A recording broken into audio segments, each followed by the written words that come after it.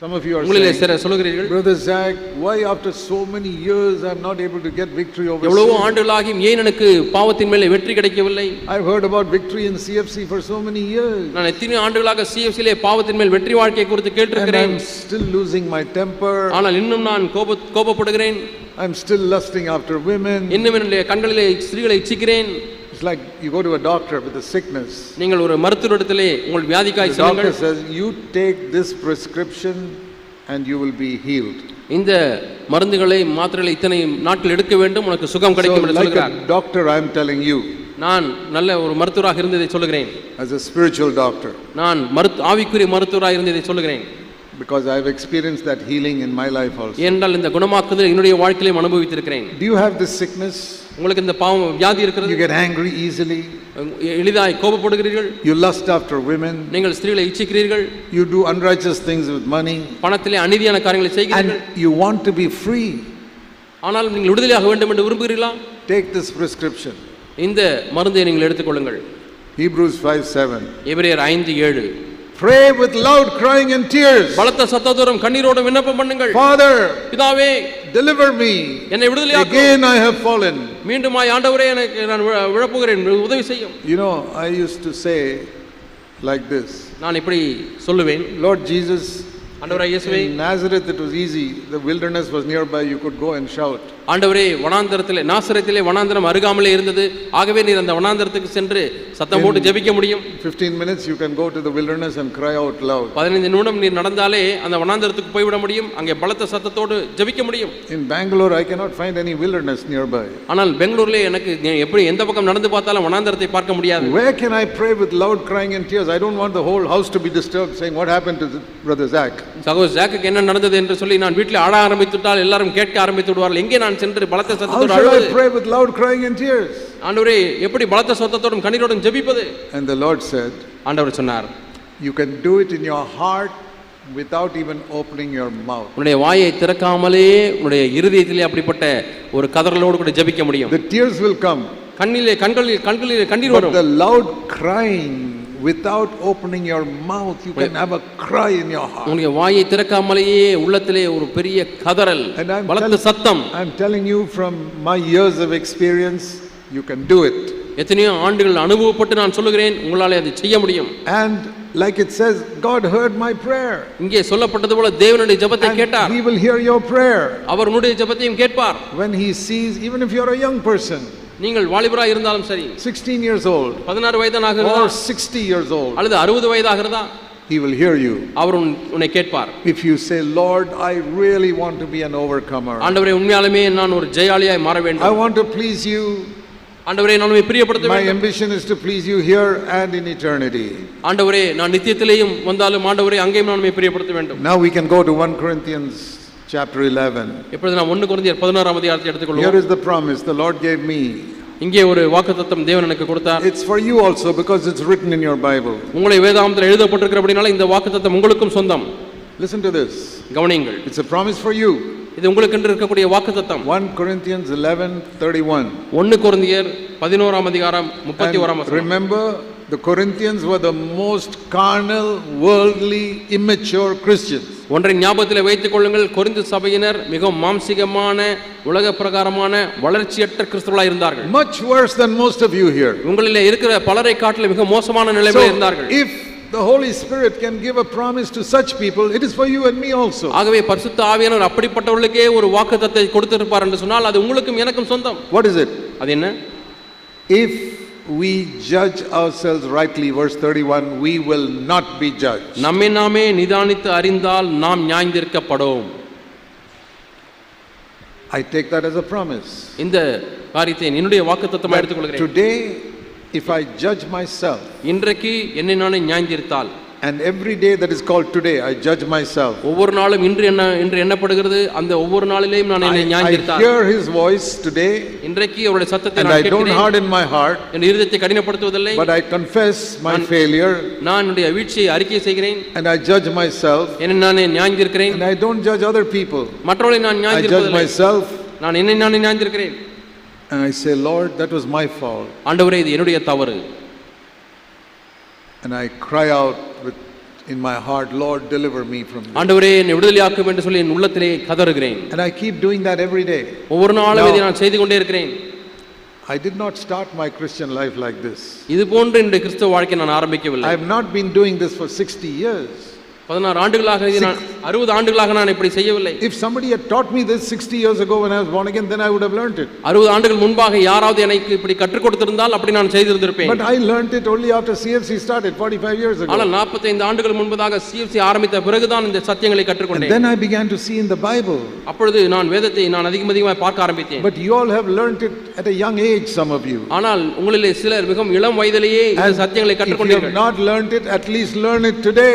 இதுவரை கற்றுக்கொள்ளவில்லை என்று சொன்னால் இன்றைக்காவது கற்றுக்கொள்ளுங்கள். Say, Lord, I am going to judge myself every day. ஆண்டவரே ஒவ்வொரு நாளும் என்னை நானே நியாயந்தீர்க்க போகிறேன். Because at the judgment seat of Christ I don't want to be judged. இந்த நியாயஸ்தானத்தின் முன்பாக நான் நியாயந்தீர்க்கப்பட வேண்டாம் ஆண்டவரே. You know, when we stand before the Lord, நாம் தேவனுக்கு முன்பாக நிற்கும் பொழுது we read in 2 Corinthians 5, everything we did in our body will be judged. நம்முடைய சரீரத்தில் செய்த ஒவ்வொரு காரியத்திற்காகவும் நாம் நியாயந்தீர்க்கப்பட போகிறோம் என்று 2 கொரிந்தியர் 5ஆம் அதிகாரத்தில் வாசித்தோம். I picture it like this. நான் இப்படி கற்பனை செய்கிறேன். My whole life will come like a picture on a video screen. என்னுடைய முழு வாழ்க்கையும் அங்கே வீடியோ திரையிலே அங்கே தெரியக்கூடிய அந்த ஒளி காட்சியிலே வந்து கொண்டே இருக்கும். Right from the time I was born again.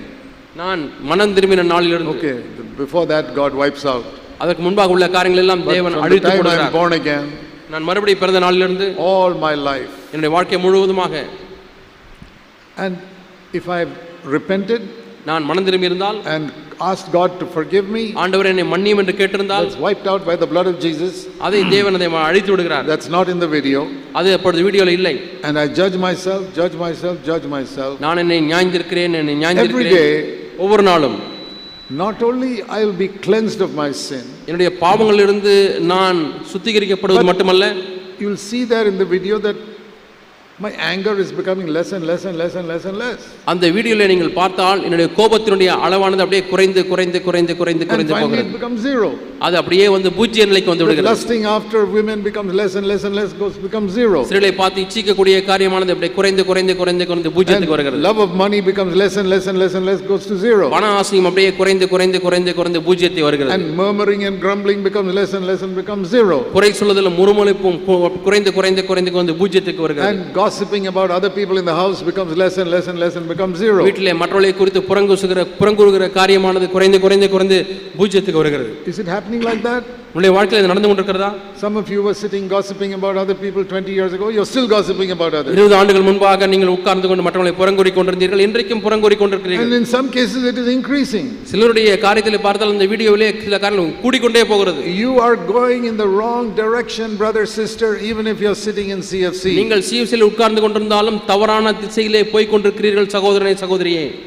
Listen to the voice of God. தேவனுடைய சத்தத்துக்கு செவி கொடுங்கள். If you judge yourself, here is God's promise, you will not be judged. உங்களை நீங்களே நியாயந்தீர்த்தால் நீங்கள் நியாயந்தீர்க்கப்பட மாட்டீர்கள். தேவனுடைய வாக்குத்தத்தம். I look at it like this. நான் இப்படி, Lord, to the best of my knowledge, I have confessed every sin.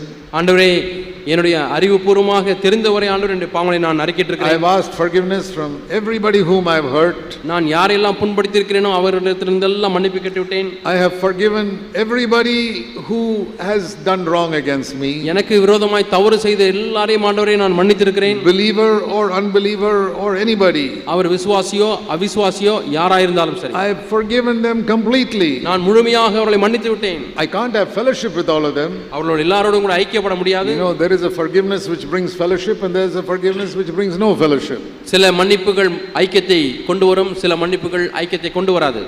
I have to forgive everybody. நான் எல்லாரையும் மன்னித்து விட்டேன். Jesus forgave people on the cross, but he never had fellowship with those. இயேசு அநேகரை சிலுவையிலிருந்து மன்னித்தார், ஆனால் எல்லாரோடும் கூட ஐக்கியப்படவில்லை. So when we forgive everybody, it doesn't mean we'll have fellowship with them. ஆகவே எல்லாரையும் மன்னித்து விட்டோம் என்று சொன்னால் எல்லாரோடும் ஐக்கியப்பட்டிருக்கிறோம் என்று அர்த்தம் அல்ல. But if is a believer in the church, ஆனால் சபையில் இருக்கக்கூடிய விசுவாசியாக இருந்தால், then we must seek for forgiveness which brings fellowship.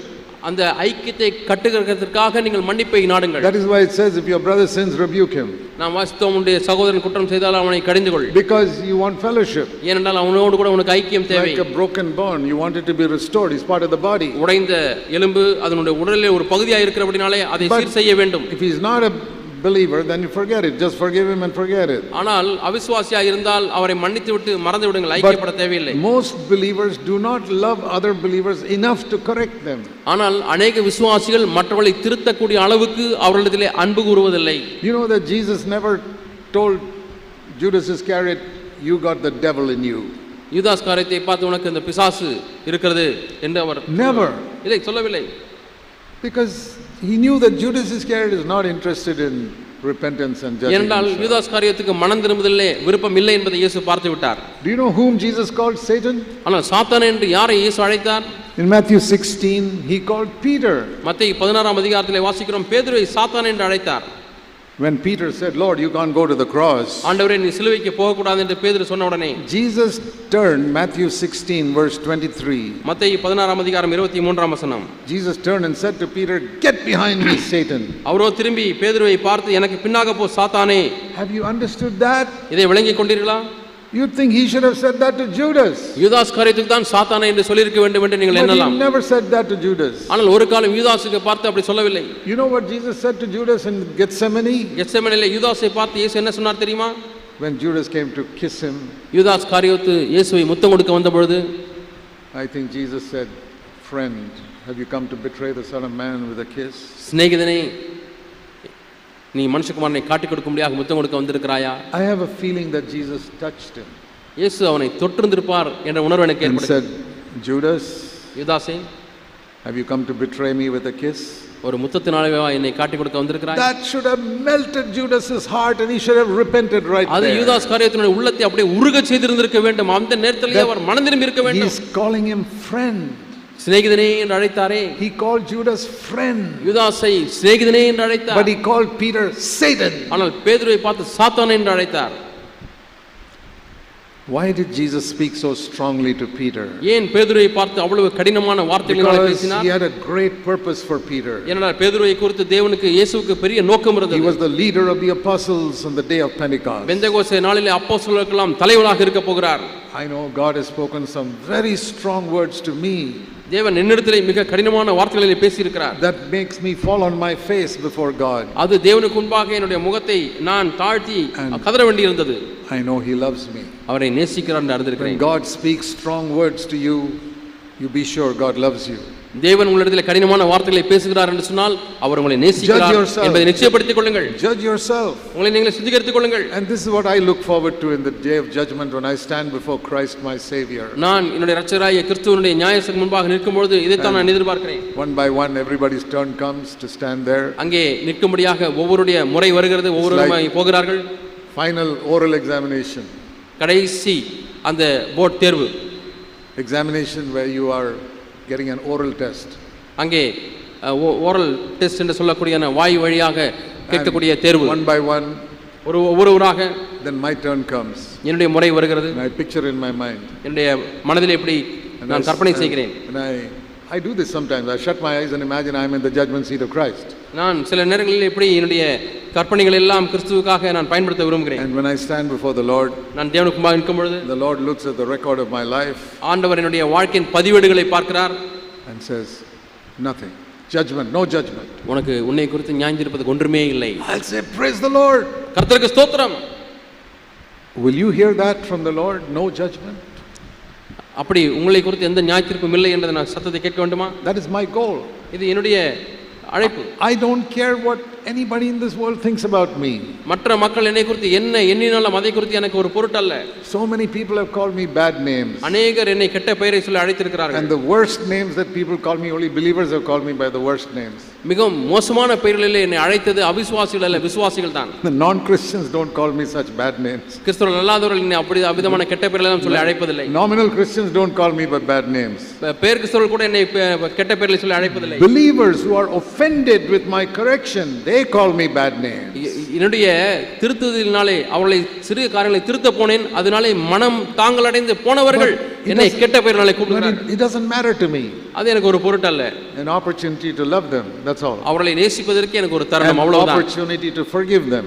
அவர்களை எப்பொழுதுமே நான் மன்னிக்க I விரும்புகிறேன். want to know what Jesus thinks about me. ஆனால் இயேசு என்னை குறித்து என்ன எண்ணிக்கொண்டிருக்கிறார்? And the final day, அந்த கடைசி நாளிலே I want to say, Lord, ஆண்டவரே, I want you to say nothing to be judged. ஆண்டவரே, என்னை நியாயந்தீர்ப்பதற்கு நீ சொல்லுவதற்கு ஒன்றும் இருக்கக்கூடாது. How many of you will join me in that goal? இந்த லக்கை அடைவதற்கு உங்களில் எத்தனை பேர் என்னோடு கூட சேர போகிறீர்கள்?